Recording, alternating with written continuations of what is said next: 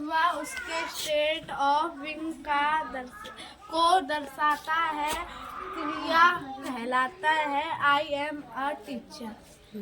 अब कहा छोटा का उसके नीचे वर्ब वाक्य का एक महत्वपूर्ण अंग होता है। वर्ब का प्रयोग करके ही किसी वाक्य का अर्थपूर्ण बनाया जाता है, अर्थात वर्ब के बिना किसी वाक्य का अर्थ पूरा नहीं होता।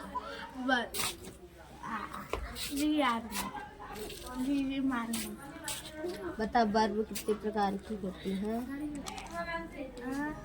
2। पहली मेन वर्ब और principal verb.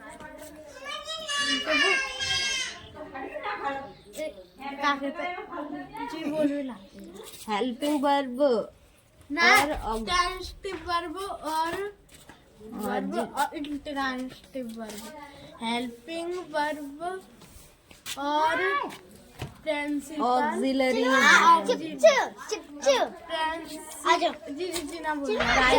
Primary express auxiliary क्या बोल रहे हैं?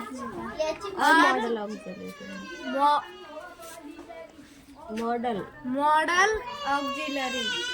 हाँ चल, मेन वर्ब और प्रिंसिपल वर्ब बता क्या वे वर्ब किसी वाक्य में सब्जेक्ट के कार्य को दर्शाती है, मेन वर्ब कहलाती है। Example teacher, teachers.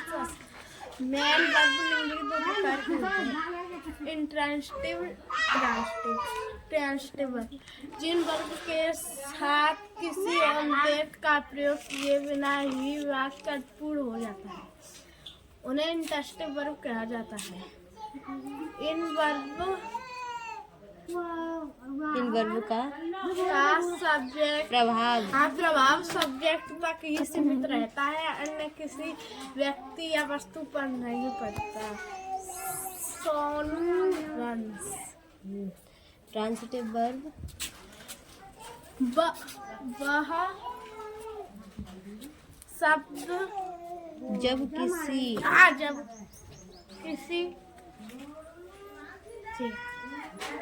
ना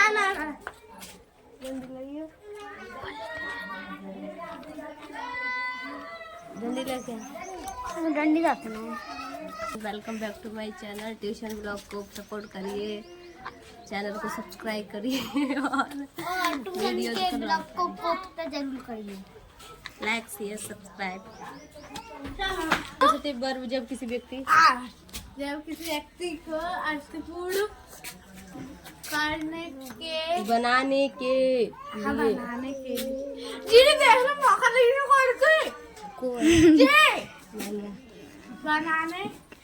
लिए वर्ब के साथ ऑब्जेक्ट का आवश्यकता होती है तो वर्ब कहलाती है। यदि इंट्रांजिटिव वर्ब कहलाते हैं वर्ब के साथ यदि इंट्रांजिटिव वर्ब कहलाते हैं, यदि इंट्रांजिटिव वर्ब के साथ ऑब्जेक्ट का प्रयोग न किया जाए तो वाक्य वो अपूर्ण रहता है। इन वर्ब का प्रभाव केवल सब्जेक्ट तक ही सीमित न रहकर ऑब्जेक्ट पर भी पड़ता है।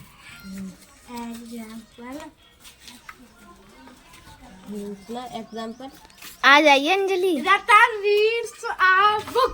टेक्स्ट वर्ब के साथ एक ऑब्जेक्ट, 2 ऑब्जेक्ट या ऑब्जेक्ट व एक कॉम्प्लीमेंट का प्रयोग किया जाता है। Very good. तो रह दो जी भूली ना, नहीं भूली है। जो किसी व्यक्ति या वस्तु द्वारा कार्य के करने या होने का बोध होता है अथवा उसके स्टेट ऑफ बीइंग को दर्शाता है, क्रिया कहलाता है। Example I am a teacher, जैसे कि मैं टीचर हूँ। हाँ तू टीचर है बस। वर्ब वाक्य का एक महत्वपूर्ण अंग होता है। वर्ब का प्रयोग करके ही किसी वाक्य को अर्थपूर्ण बनाया जाता है, अर्थात वर्ब के बिना किसी किसी वाक्य का अर्थ पूरा नहीं होता है। बाबू सुनाओ। वर्ब कितने प्रकार के होते हैं? कौन से वाले? वर्ब वर्ब पूरे पूरे दो दो। नाम मेन वर्ब और प्रिंसिपल वर्ब और इंटरेस्टिंग वर्ब, अंजलि उठे सामने थे। ट्रांजिटिव वर्ब, हेल्पिंग वर्ब और ऑक्सिलरी वर्ब और ऐसे प्राइमरी ऑक्सिलरी और मॉडल ऑक्सिलरी। यस। फिर बताओ मेन वर्ब और प्रिंसिपल वर्ब। मेन वर्ब और प्रिंसिपल वर्ब मतलब मेन वर्ब प्रिंसिपल वर्ब का ताऊ क्या होती है? डेफिनेशन बता। अच्छा, मेन वर्ब की डेफिनेशन सुनाओ। वे वर्ब किसी वाक्य में सब्जेक्ट के कार्य को दर्शाती है, मेन वर्ब कहलाती है। अंजलि देखो बादला काका देख एक पकी एग्जाम्पल तो मैं कहीं चीज दहर के दूंगा, मैं दहना बीस दूंगा, मैं ढूंढ देते है ये ऐसे चुप। हाँ सुना। This is my father. जी हमारे एक और देखनी जम कौन सी वर्ब है? ये एग्जाम्पल याद नहीं। रात का ऐसा सुनाओ। कछू ना हो तूने ने गलती पे। वर्ब तो पता होनी चाहिए कौन सी वर्ब आनी है इसमें। ऐसा मतलब है ना, ऐसा मतलब chairs no cheers that verb कौन सी होती है? टीच रीड ये कुक्स ये होती हैं वर्ब। सुना। मेन वर्ब निम्नलिखित दो प्रकार की होती हैं। पहला इनकी सफेद हो रहा है। दूसरा ट्रांजिटिव वर्ब। जी तुम तो अब ट्रांजिटिव की डेफिनेशन जिन वर्ब्स के साथ किसी ऑब्जेक्ट का प्रयोग किए बिना ही वाक्य अर्थपूर्ण हो जाता है उन्हें इंट्रांजिटिव वर्ब कहा जाता है। एक बताइए। इन वर्ब का प्रभाव इन वर्ब का प्रभाव सब्जेक्ट केवल सब्जेक्ट पर प्रभाव पड़ता है। जी चांदी की है गलत है। केवल सब्जेक्ट तक ही सीमित रहता है, अन्य आगे नहीं, आगे अन्य किसी व्यक्ति या वस्तु पर नहीं। अन्य किसी व्यक्ति वस्तु पर नहीं। एग्जाम्पल ऐसे कुछ तो रतन लीड्स तो ये कौन सा हो गया तुम्हारे में? ये ट्रांसिटिव हो गया और इंट्रांसिटिव वर्ब पूछ रही हूँ। सोनू रंस फिर जाएगी चल। ट्रांजिटिव वर्ब सुनाओ। जब किसी पढ़ाई में कोई किसी का दोस्त व्यक्ति नहीं को होता। अर्थपूर्ण बनाने के लिए वर्ब के साथ ऑब्जेक्ट की आवश्यकता होती है तो वर्ब कहलाती है। यदि ट्रांजिटिव वर्ब कहलाते हैं, यदि ट्रांजिटिव अंजलि वर्ब तेरू नंबर है। के साथ ऑब्जेक्ट का प्रयोग ना किया जाए तो वाक्य अपूर्ण रहता है। इन वर्ब्स का प्रभाव केवल सब्जेक्ट तक ही सीमित न रहकर ऑब्जेक्ट पर भी पड़ता है। Example Ratan needs a book. Transitive verb के साथ ऑब्जेक्ट दो ऑब्जेक्ट या एक तो ऐसे ही कर रही है या एक ऑब्जेक्ट एक कॉम्प्लीमेंट का प्रयोग किया जाता है। चल अंजलि सुन ले। ओके प्रोनाउन हाँ मैं जी लिख के लाऊं। 6 मिनट में सुना पाइए था। प्रोनाउन नाउन के स्थान पर प्रयुक्त होने वाले नाउन के स्थान पर प्रयुक्त होने वाले शब्द को प्रोनाउन कहा जाता है। जैसे ही, सी, दैट, दिस, देम, आदि। आदि इसका प्रयोग नाउन की पुनरावृत्ति रोकने के लिए किया जाता है। Example, Ram is a doctor, he helps poor. Kinds of pronoun pronoun 10 प्रकार के होते हैं। Personal pronoun, demonstrative pronoun, relative pronoun, relative pronoun, distributive pronoun, reflexive pronoun, reciprocal pronoun, emphatic pronoun, exclamatory pronoun और इंडेफिनिट प्रोनाउन। कहाँ गए? 4 अलग डोल रही है। चल ठीक है। वो हमारी कॉपी चेक तो करते हो। सुना मेरे बिना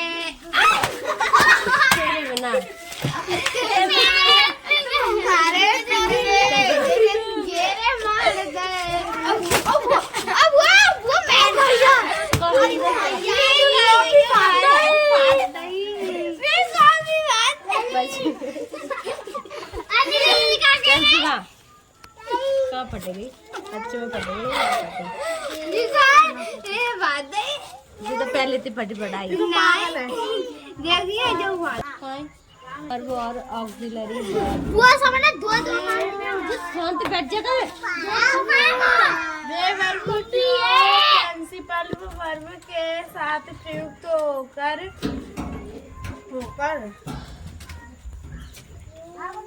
वाक्य को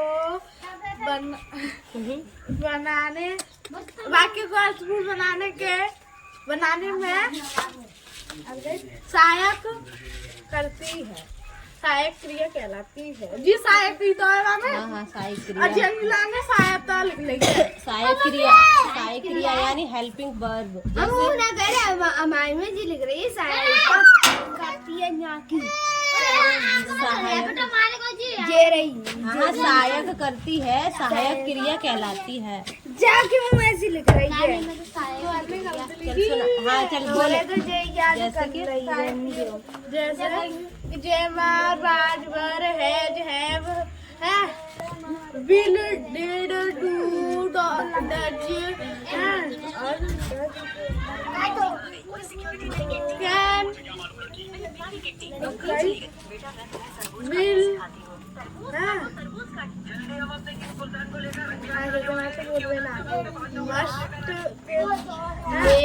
must, head. Example He is talking tea. Helping verb दो प्रकार के। टेकिंग चल गलत लिखी है। ही इज टेकिंग टी। टेकिंग दो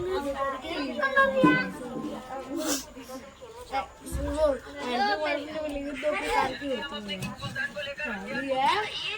वो प्राइमरी हटाइए ना। प्राइमरी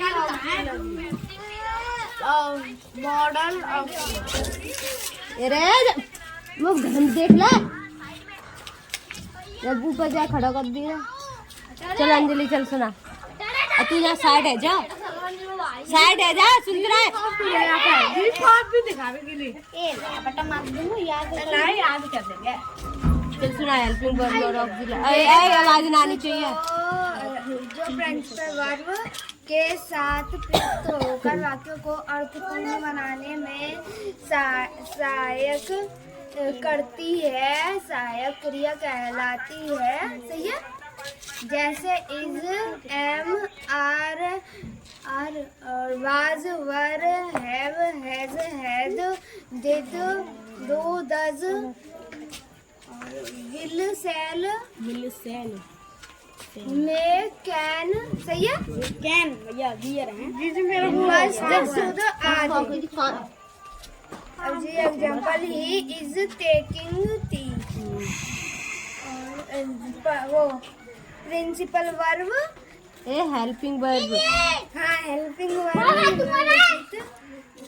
दो प्रकार की होती है, पहली प्राइमरी एक्सिलरीज, दूसरी मॉडल। चल दिव्यांशी।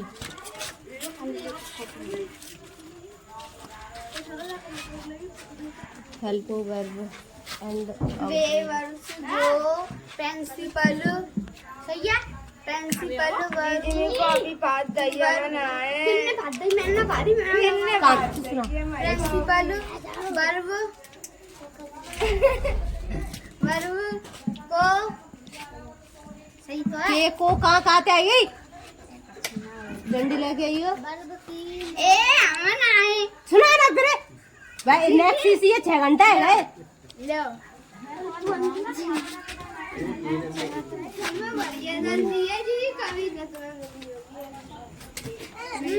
माइन पदवार लइयो बीजना लइयो सुना ना तेरे मुझे याद ना आ रही। चल लइयो बीजना लइयो ना काम ना करन दे रो कुछ नहीं के पर झगड़ा गाए ले क्या ला आता जाते लगी जाती है। मैं बताऊं लगाता है गाना पढ़वे में ध्यान ना बिल्कुल भी हाथ कर। ये रोज देखूं मैं, रोज रोज का रोज ड्रामा ले ले कर ले ले हाथ कर करा बस से नहीं पढ़वे में ध्यान नहीं है बिल्कुल भी हाथ का जल्दी। आज मैं ना भाई है वो मैं रोज का यही ड्रामा है। डेफिनेशन तूने करी है वो डेफिनेशन करी तो मैंने दिखाओ अभी तो कॉपी खोल के घर के लिए जो दही तूने करी बता क्या करे तेरे कौन सी कॉपी खोलियो हाँ तेरी कॉपी मैंने कल करी नहीं जी कल नहीं मैंने जो तब नहीं जी ये रही मत दिखा दे का ये जी कौन सी है जी ये कर खिलाई तू नहीं कर खिलाई बता जी मैंने ना करी क्यों ना करी बता ये रीजन बता जी मैं बता रीजन बता क्यों ना करी। हटे हम का कह रहे हैं कि विदेश की है मैं बात नहीं मारा जब तू बात पे झूलवे लग रही है तब तू याद ना कर सकती। देखो दीदी 5 लाख राम जहाने 2 मिनट दे रही हूँ जल्दी सुना दो 2 minute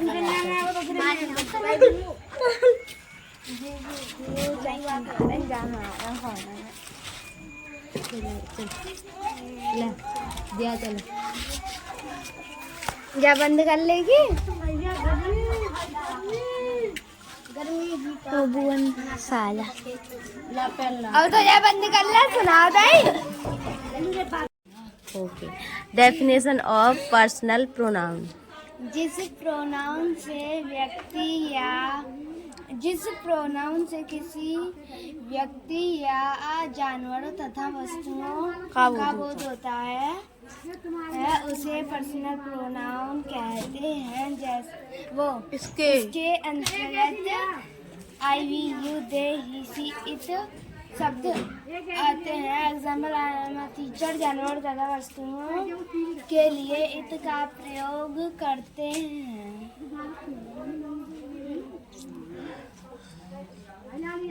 personal pronoun 3 personal pronoun से पर्सनल प्रोनाउन से 3 पर्सन का बोध होता है। First person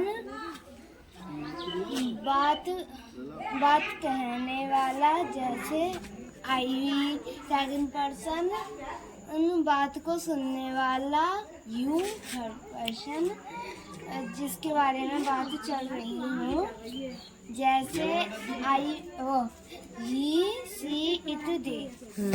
definition of personal pronoun इस प्रोनाउन से किसी व्यक्ति या जानवरों तथा वस्तुओं का बोध होता है उसे पर्सनल प्रोनाउन कहते हैं। इसके अंतर्गत ही सी इट ना वो I we you he she it शब्द आते हैं। शब्द आते example I am a teacher. अब क्या होगा?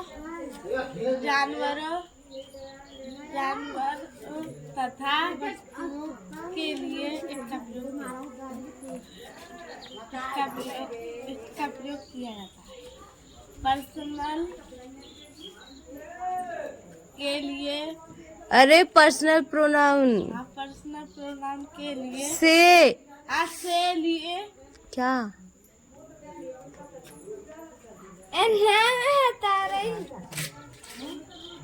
याद ना डंडी लाइए। ना पर्सनल है प्रोनाउन से ये पर्सन 3 पर्सन 3 पर्सन का बोल।